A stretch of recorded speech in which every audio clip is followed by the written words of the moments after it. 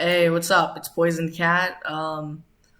First video. So this one's about the Miller Chronicles. So Mr. Miller's class was one of the best experiences of middle school that I had.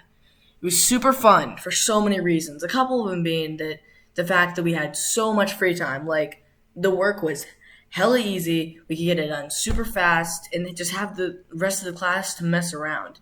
Because, like, for example, the work would be like what are the atmospheres or whatever, something crazy, something like that, and like it would be super easy to knock out like super quick. And so yeah, he was my science teacher in the eighth grade.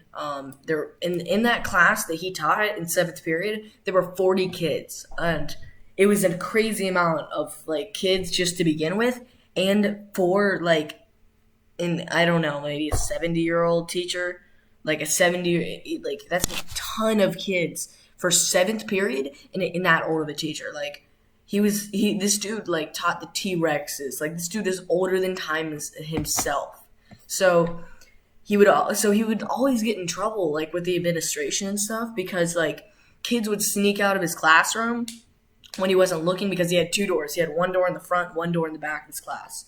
And he he had one door in the front, one door in the back. He had two sinks in the back. It was like science, traditional science room, I guess, without like actual real science stuff, and like a bunch of drawers with like random stuff. Like one of them had Gatorade in it, like weird classroom. And so the kids would sneak out like when he wasn't looking, just to mess around, and then come in through the other door that was located on the other side of the classroom.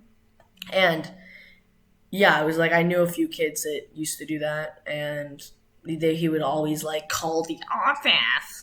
He would always call up the office or whatever, and nothing actually would happen. He would just get in trouble for it. And so yeah, that's like kind of like some of the stuff that the kids did. And so um yeah, and like everybody relentlessly ignored him too. Like he could not get the class's attention if there was a bomb. Like if there was literally a nuclear bomb going off, he could not get the class's attention because he like kind of like frail and kind of yelling, just like like you better get in your seats. But nobody listened. Like the only way he could get somebody's attention is like by walking up to them, patting their shoulder, and like talking really scared to them and stuff. And it was like it was his last year of teaching, I think. I think it was his last year of teaching. And he was a really funny dude though. Like he would like we could always crack a joke with him. Me and my friends, of course. We could always crack a joke with him. He would go along with the jokes. Like the only teacher that I knew that I could actually have a laugh with, and it felt like we were kind of on the same page. Yeah, and so overall, like super fun class, but the dude, like he was like really on and off. Like he would have really good days where he wasn't pissed, and then like some days he would be like, "Just get on your seats," and like have terrible days, I guess. And so yeah, that's the chronic. This is the introduction to the Chronicles of Mr. Miller.